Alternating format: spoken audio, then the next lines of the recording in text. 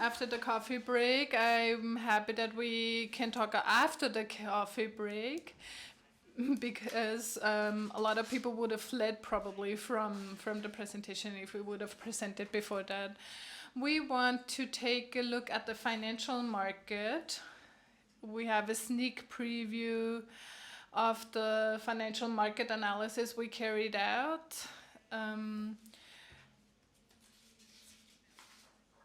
We looked at the Austrian financial market, and there's a green finance agenda, which this is part of, which is the Austrian framework.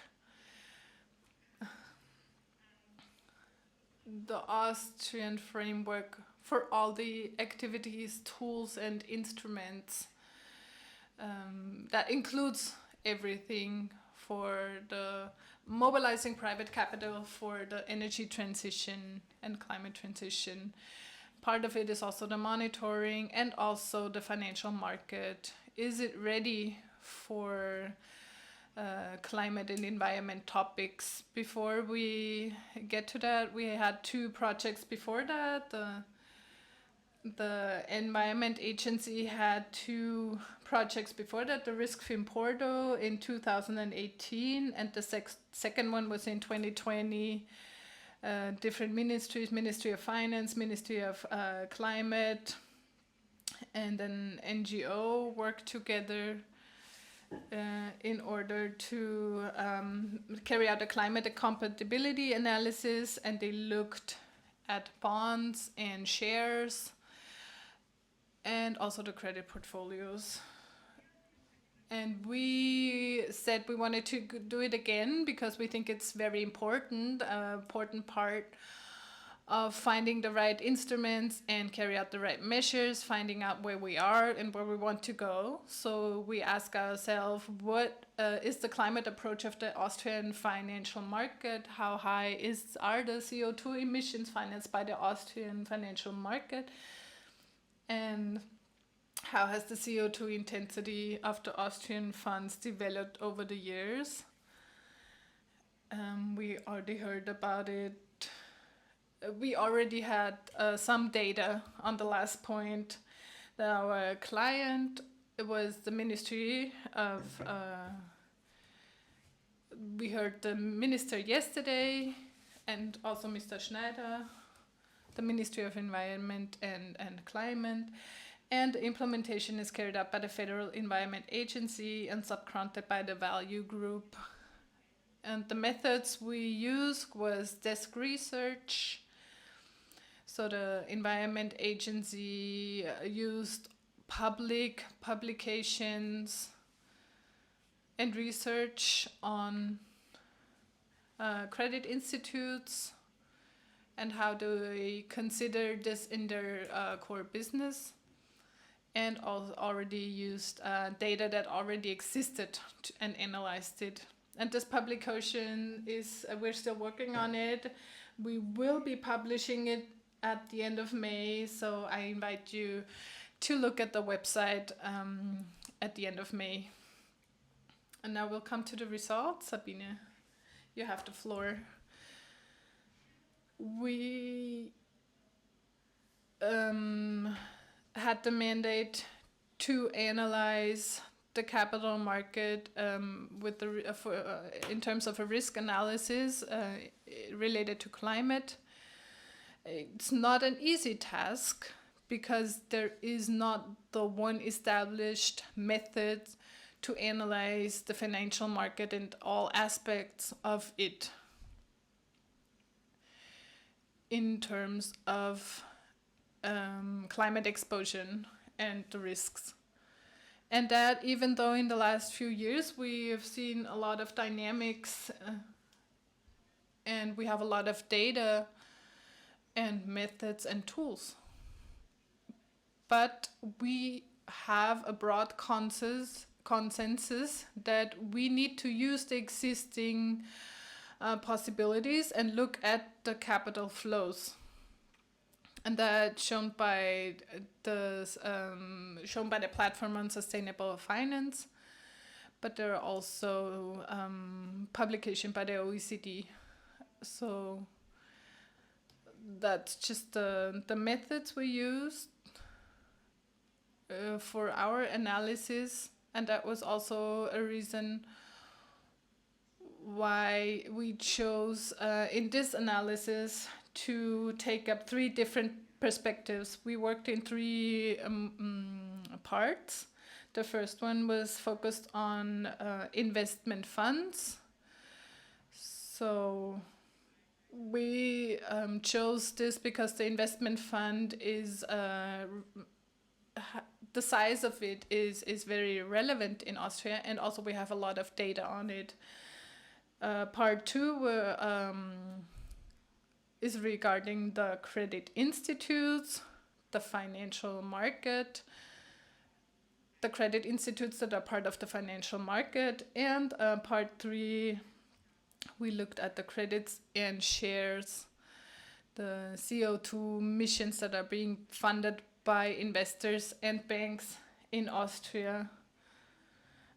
We just want to present this shortly today, and then at the end of May you can read our publication. Module 1, the climate risk exposure of funds in the Austrian financial market. It is based on the last study, so the results we have now, we could compare those results now from 2023 with the results from 2018. And we also used established benchmarks to be able to compare our results even better. We had different indicators we looked at. I just want to mention 3. Which are the disclosure ratios, the reduction of the CO2 footprint, and the greenhouse gas intensity. So you can look at the samples and the benchmarks. I don't want to mention the results. I just want to show you the overview. And here we can see that these 3 indicators show that we're moving in the right direction. Disclosure is getting better. The reduction of the footprint is also happening. CO2 footprints are going down, and the greenhouse gas intensity is also decreasing, but there is still room to grow, and there's still a lot to do in order to minimize the transition risks. Here we have in terms of emission, which is an important topic, and essential for companies in production. Module 2, role of Austrian credit institutions in the transformation. We looked at banks that the Austrian National Bank regards as essential for the Austrian market, and also credit institutes that are members of the Green Finance Alliance. We heard about it yesterday. We will hear about it more today. It's an initiative of the climate ministry. They want to be climate neutral until 2050, these companies that are, or credit institutes that are part of the Green Finance agenda. So Andreas Reichel already talked about this yesterday. The examination showed that the foundation is already laid for the green transition. All credit institutes have a climate strategy, and the responsibilities are part of the directors, managers, down to the employees. But of course, there are still a lot of challenges. One example would be the financing of fossil fuels. Here, there are goals for in the important institutions, but they're not the same as the political goals. With the Climate Alliance members, it was a little bit different because they are pioneers in this topic. Module 3, We looked at the financed emissions on a macroeconomic level, because you need to identify them in order to reduce them. For this analysis, we were very grateful to get data from the Austrian National Bank. Thank you for that again. And we calculated this emission with the PCAF standards. I just want to mention the biggest sector of both portfolios, which was the energy sector.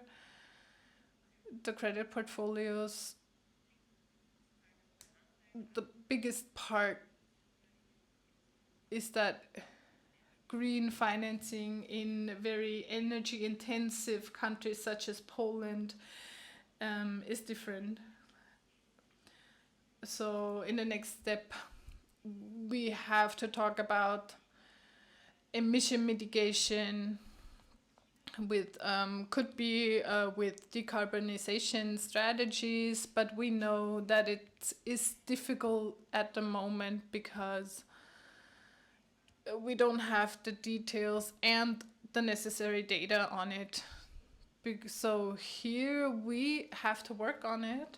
And to conclude, I would like to mention that we had data from the Austrian National Bank, but also the expertise of other institutions. Thank you so much for that.